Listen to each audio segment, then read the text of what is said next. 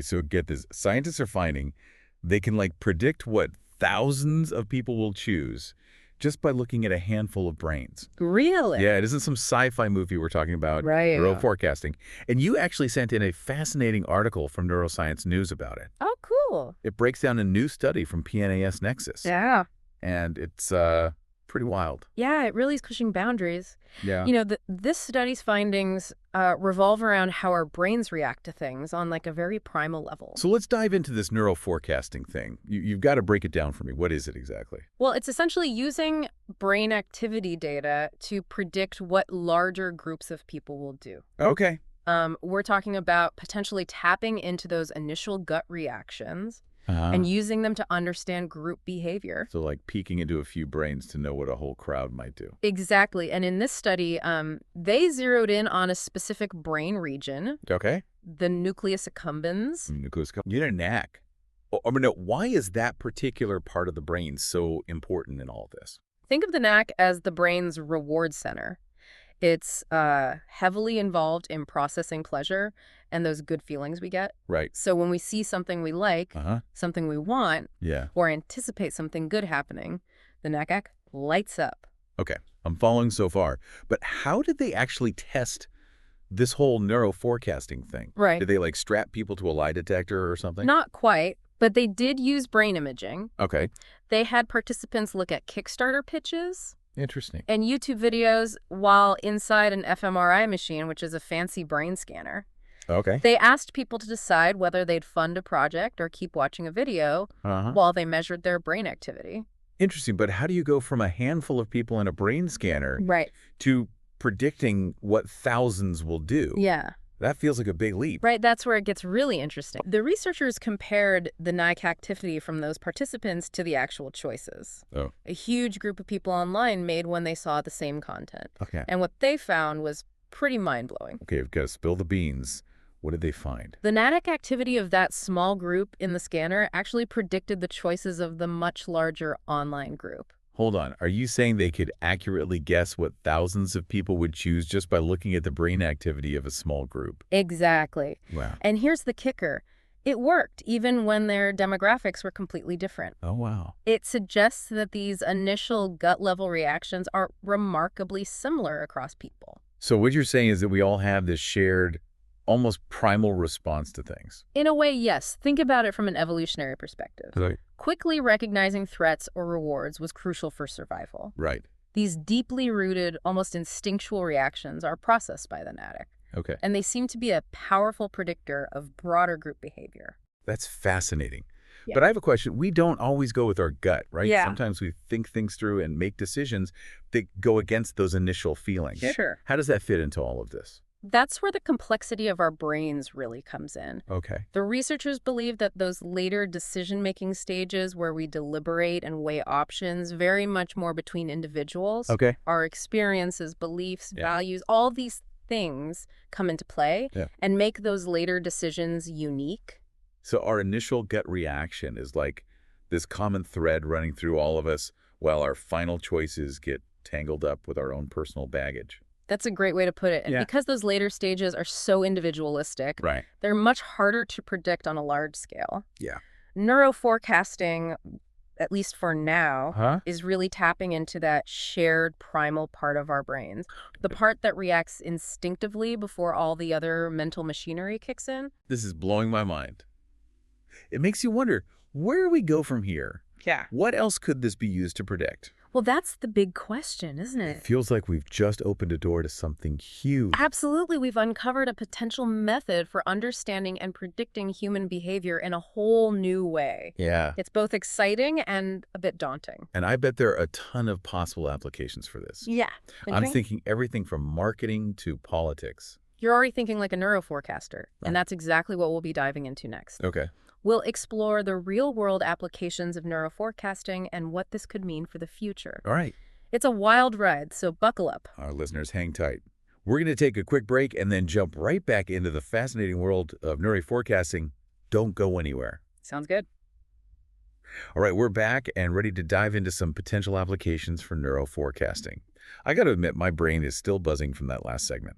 Yeah, it's truly groundbreaking stuff. And as you pointed out, the potential applications are vast. Okay, so where do we even begin? I'm thinking about things like marketing, where companies are always trying to figure out what consumers want. You're right on the money. Imagine being able to test the effectiveness of an ad campaign before it even launches just by measuring people's brain activity. Whoa. Companies could tailor their messages, imagery, even the music they use to trigger those deep-seated responses in their target audiences. So they could practically guarantee that people will love their product. Yeah. That sounds incredibly powerful. And Yeah. maybe a little scary, too. It's a double-edged sword for sure.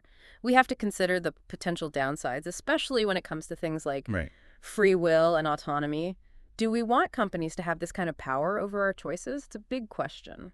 It feels like we're wading into some pretty deep ethical waters here. Hmm. But what about other fields? Could neuroforecasting be used for something like, I don't know, healthcare? Absolutely. Think about personalized medicine, for example. What if we could predict which patients are most likely to respond to certain treatments just by looking at their brain activity? That would be a total game changer. No more trial and error with medications, just targeted treatments from the get-go. Exactly. It could lead to more effective treatment plans, faster recovery times, and better outcomes for patients overall.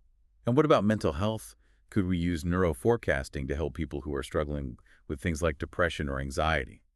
That's a really promising area of research right now. Imagine being able to identify individuals who might be at risk for developing mental health issues before symptoms even emerge, or being able to tailor interventions to an individual's specific needs based on their brain activity. Wow, that would be a huge step forward in addressing the mental health crisis. Yeah. It feels like we're talking about predicting the future of healthcare. In a way, neuroforecasting could revolutionize how we approach health and well-being, both physically and mentally. Okay, so we've talked about marketing in healthcare. Mhm. What about, and I know this one might be controversial, but what about using neuroforecasting in something like law enforcement? It's definitely a hot button issue, and for good reason, the potential applications are there. Think lie detection or assessing the risk of reoffending, but we need to be incredibly cautious. Yeah, those feel like situations where accuracy is absolutely critical. Exactly, and right now, the accuracy of neuroforecasting technology is still being debated. Plus, there are major ethical concerns about using it to determine someone's guilt or innocence or to predict their future behavior. We don't want to create a system where people are judged based on what a machine thinks they might do. It's starting to sound like that movie Minority Report, where people are arrested before they even commit a crime. It's a slippery slope, that's for sure. We need to make sure we're not letting technology outpace our ethical considerations. Human rights and individual freedoms need to be at the forefront of any conversations about using neuroforecasting in the criminal justice system. It feels like this technology has the potential to do so much good, but it could also be misused in some pretty scary ways. That's the reality of any powerful new technology. We need to be asking these tough questions now. While we're still in the early stages, what are the boundaries? What are the safeguards we need to put in place? These are conversations we need to be having as a society. Well, on that note, I think we need to take a quick break. Listeners, stick with us. We're going to be back in a flash to continue this deep dive into the world of neuroforecasting and explore even more potential applications, and ethical considerations don't go anywhere.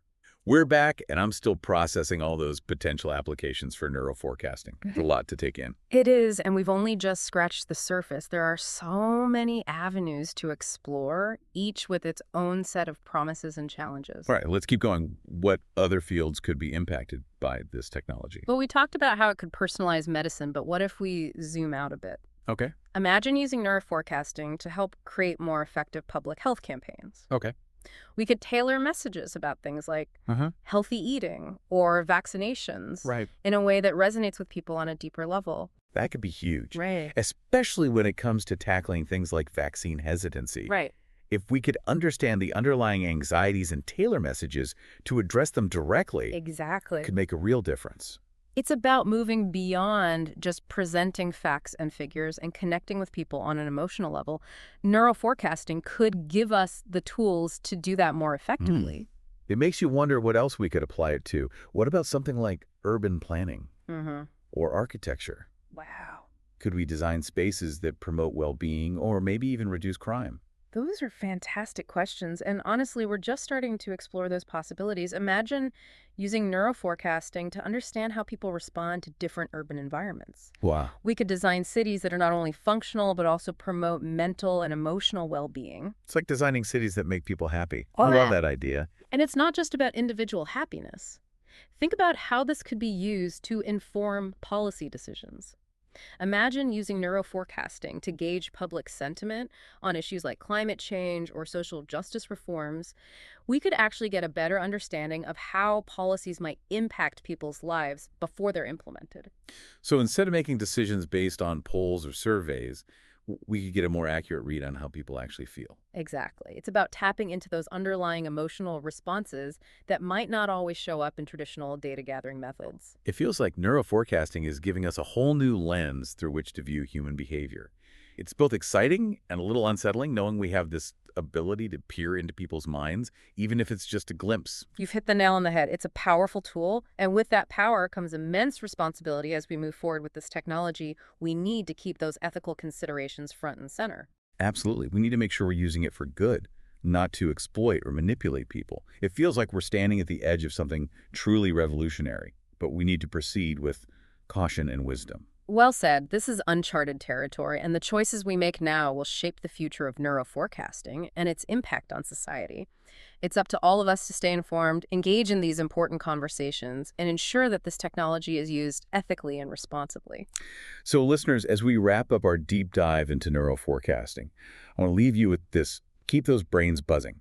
Keep asking questions, stay curious, and be active participants in shaping the future of this powerful new technology. Who knows what incredible discoveries and advancements await us. Thanks for joining us on this journey. Until next time, keep exploring and keep diving deep.